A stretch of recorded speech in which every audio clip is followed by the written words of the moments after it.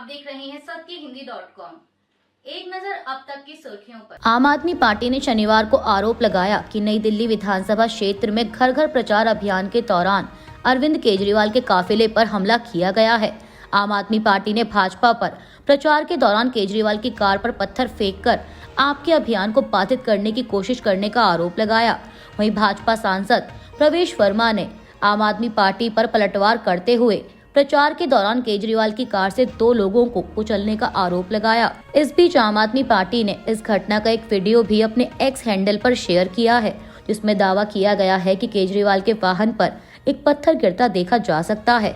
आपने एक्स पर लिखा कि भाजपा उम्मीदवार प्रवेश वर्मा के गुंडों ने प्रचार के दौरान अरविंद केजरीवाल पर पत्थरों से हमला किया और उन्हें चोट पहुंचाने की कोशिश की ताकि वह प्रचार ना कर सके। आगे लिखा गया है कि भाजपाइयों, केजरीवाल जी आपके कायरतापूर्ण हमले से डरने वाले नहीं हैं। दिल्ली की जनता आपको करारा जवाब देगी। दिल्ली के पूर्व मुख्यमंत्री अरविंद केजरीवाल ने दावा किया है कि आम आदमी पार्टी के ऊपर बनी डॉक्यूमेंट्री अनब्रेकेबल की स्क्रीनिंग पुलिस ने रुकवा दी है। एक प्रेस कॉन्फ्रेंस के दौरान केजरीवाल ने कहा कि आम आदमी पार्टी पर बनी एक फिल्म, इस फिल्म की आज पत्रकारों के लिए स्पेशल स्क्रीनिंग रखी गई थी, लेकिन आज सुबह ही पुलिस ने पहुंचकर इसकी स्क्रीनिंग रुकवा दी। आप प्रमुख ने कहा कि किसी भी कानून के तहत इसकी अनुमति नहीं है कि पुलिस स्क्रीनिंग रुकवा दे। ये कोई चुनाव प्रचार नहीं था और किसी पार्टी के खिलाफ नहीं बोला जा रहा था। केजरीवाल ने सवाल किया कि भाजपा इससे इतनी डरी हुई क्यों है। उन्होंने कहा कि मैंने तो फिल्म नहीं देखी, लेकिन मुझे बताया गया कि इसके अंदर पिछले 2 साल में जो आम आदमी पार्टी के नेताओं को जेल भेजा गया है, उसके पीछे की कहानी है। कई रहस्यों से फिल्म पर्दा हटाती है। इसके अलावा पुलिस से अनुमति नहीं लेने के सवाल पर केजरीवाल ने कहा कि किससे अनुमति लेनी होती है, कहाँ लिखा हुआ है, इसका चुनाव से कोई लेना देना नहीं है। कोलकाता की एक अदालत ने शनिवार को आरजीकर मेडिकल कॉलेज और अस्पताल में ड्यूटी पर मौजूद डॉक्टर के साथ बलात्कार और हत्या के मामले में आरोपी संजय रॉय को दोषी करार दिया है। अतिरिक्त जिला और सत्र न्यायाधीश अनिर्बन दास ने बताया कि सियालदह अदालत सोमवार को संजय रॉय की सजा का ऐलान करेगी। आपको बता दें कि यह फैसला 9 अगस्त 2024 को जघन्य अपराध के 162 दिन के बाद सुनाया गया है। आरजीकर मामले में आए अदालत के फैसले पर केंद्रीय मंत्री सुकांत मजूमदार ने कहा कि जांच उपलब्ध सबूतों पर निर्भर करती है। जितने सबूत मिले हैं उसके आधार पर संजय रॉय को दोषी ठहराया गया है। 5 दिनों तक कोलकाता पुलिस ने इस मामले की जांच की थी। जो सवाल पीड़ित परिवार ने उठाया है वो जायज है। मुझे लगता है कि पीड़िता ने कुछ जान लिया था जो अगर सामने आ जाता तो मुख्यमंत्री ममता बनर्जी को समस्या हो सकती थी। वहीं सीपीएम नेता वृंदा करात ने कहा कि संजय रॉय दोषी हैं, ये तो पूरी दुनिया जानती है, लेकिन संजय रॉय के पीछे जो शक्तियां हैं वो कौन है? दोषी सरकार है, प्रिंसिपल है, वह पूरे प्रशासन का तंत्र है जिसके कारण इस प्रकार की घटना घटी। पिछले साल मुसलमानों पर दिए गए इलाहाबाद हाई कोर्ट के जस्टिस शेखर यादव के बयान को लेकर सुप्रीम कोर्ट के 13 वरिष्ठ वकीलों ने उनके खिलाफ सीजेआई संजीव खन्ना को पत्र लिखा है। इस पत्र में सीजेआई से अनुरोध किया गया है कि वह सीबीआई को जस्टिस शेखर यादव के खिलाफ एफआईआर दर्ज करने का निर्देश दें। आपको बता दें कि 8 दिसंबर को इलाहाबाद हाईकोर्ट बार एसोसिएशन के पुस्तकालय में विश्व हिंदू परिषद के लीगल सेल की ओर से एक कार्यक्रम का आयोजन किया गया था और इस कार्यक्रम में जस्टिस यादव ने मुसलमानों के खिलाफ कई बयान दिए थे। अपने इस बयान में उन्होंने मुसलमानों को संदर्भित करने के लिए कठमुल्ला शब्द का उपयोग किया था। वहीं इसके बाद सुप्रीम कोर्ट और इलाहाबाद हाई कोर्ट के मुख्य न्यायाधीश अरुण भंसाली ने उनसे स्पष्टीकरण मांगा था, जिसके जवाब में उन्होंने कहा कि उनके बयान से न्यायिक व्यवस्था के किसी भी सिद्धांत का उल्लंघन नहीं हुआ है और वह अपने बयान पर कायम है। आपको बता दें कि शेखर यादव का यह स्पष्टीकरण हाल ही में सामने आया है और इसके बाद ही कल शुक्रवार को सुप्रीम कोर्ट के 13 वकीलों ने उनके खिलाफ सीजेआई को पत्र लिखकर स्वतः संज्ञान लेने और कार्रवाई के निर्देश देने का अनुरोध किया है। लोकसभा में नेता प्रतिपक्ष राहुल गांधी ने आज पटना में संविधान सुरक्षा सम्मेलन को संबोधित किया। इस दौरान उन्होंने कहा कि जैसे गंगा का पानी हर जगह जाता है, वैसे ही संविधान का दर्शन सभी तक पहुंचना चाहिए।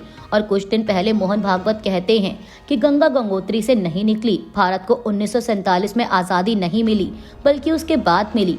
अगर वह ऐसा कह रहे हैं तो वह संविधान को नकार रहे हैं। वे सभी एजेंसियों, संस्थानों, वित्तीय आर्थिक प्रणालियों, सामाजिक ढांचे से भगवान बुद्ध, गांधी जी, अंबेडकर जी, फूले जी के विचारों को मिटाने की कोशिश कर रहे हैं। गांधी ने पूछा कि आप मुझे बताएं कि संविधान में कहाँ लिखा है कि देश का सारा पैसा 2-3 लोगों के हाथ में जाना चाहिए। मोदी जी कहते थे कि अगर उन्हें 400 सीटें मिली तो वे इसे बदल देंगे। जब हमने उन्हें संविधान की वास्तविकता समझाई तो वे इसे सिर पर रखकर संसद में आए। आज शनिवार को हुई आरजेडी की कार्यकारिणी की बैठक पर तेजस्वी यादव ने कहा कि बिहार को अव्वल राज्यों में लेकर जाना है। बिहार के लोगों की तरक्की के लिए हमारे पास विजन और पूरा ब्लूप्रिंट है। सभी वर्गों का ख्याल रखा जाएगा। हमने जो काम 17 महीनों में किया वो 18 सालों में नहीं हो पाया। इसके साथ ही तेजस्वी यादव ने राहुल गांधी के पटना विजिट को लेकर कहा कि अभी राहुल गांधी मुलाकात के लिए घर आ रहे हैं। वहीं पार्टी नेता मनोज झा ने कहा कि आज हमारी राष्ट्रीय कार्यकारिणी की बैठक हुई। बैठक में दल के तमाम नेता मौजूद थे। सांगठनिक प्रस्ताव पर चर्चा हुई। राजनीतिक प्रस्ताव जो आज के देश की हकीकत है उस प्रस्ताव पर चर्चा हुई और संगठन को कैसे धारदार बनाया जाए इस पर भी चर्चा हुई। हमारे राष्ट्रीय अध्यक्ष लालू यादव ने कहा है कि अब बिगुल बच चुका है। जितनी महत्वपूर्ण चीजें हैं सब पर चर्चा हुई है। पूरी कार्यकारिणी एक जज्बे से लबरेज होकर गई है। हर व्यक्ति संदेश के साथ गया है कि बिहार में महज सत्ता परिवर्तन नहीं होगा, सरोकार परिवर्तन होगा। महाराष्ट्र मंत्रिमंडल से बाहर किए जाने को लेकर एनसीपी प्रमुख और उप मुख्यमंत्री अजीत पवार पर निशाना साधने वाले वरिष्ठ एनसीपी नेता छगन भुजबल ने शनिवार को कहा कि वह वरिष्ठ नेताओं के अनुरोध पर पार्टी सम्मेलन में हिस्सा ले रहे हैं। भुजबल ने कहा कि 2 दिवसीय एनसीपी सम्मेलन में उनकी मौजूदगी का मतलब यह नहीं है कि सभी मुद्दे सुलझ गए हैं। भुजबल ने पत्रकारों से बात करते हुए कहा कि पार्टी नेता प्रफुल्ल पटेल ने मुझसे 2 घंटे मुलाकात की और इस सम्मेलन में शामिल होने का अनुरोध किया। एनसीपी की राज्य इकाई के अध्यक्ष सुनील तटकरे ने भी मुझसे फोन पर बात की और मुझसे यहां आने का आग्रह किया। आपको बता दें कि एनसीपी नेता छगन भुजबल महाराष्ट्र कैबिनेट में शामिल न किए जाने को लेकर पार्टी प्रमुख अजीत पवार से नाराज चल रहे हैं। आम आदमी पार्टी के राष्ट्रीय संयोजक अरविंद केजरीवाल ने शनिवार को घोषणा की कि अगर उनकी पार्टी सत्ता में दोबारा आई तो किराएदारों को भी मुफ्त बिजली और पानी का लाभ देने के लिए निर्णायक कदम उठाएगी। एक प्रेस कॉन्फ्रेंस को संबोधित करते हुए उन्होंने दिल्ली भर के किराएदारों द्वारा उठाई गई चिंताओं को उजागर किया। केजरीवाल ने कहा कि मैं जहां भी जाता हूं, मुझे किराए पर रहने वाले लोग मिलते हैं जो कहते हैं कि उन्हें अच्छे स्कूल और अस्पताल का लाभ मिलता है, लेकिन वे मुफ्त बिजली और पानी की योजनाओं से वंचित हैं।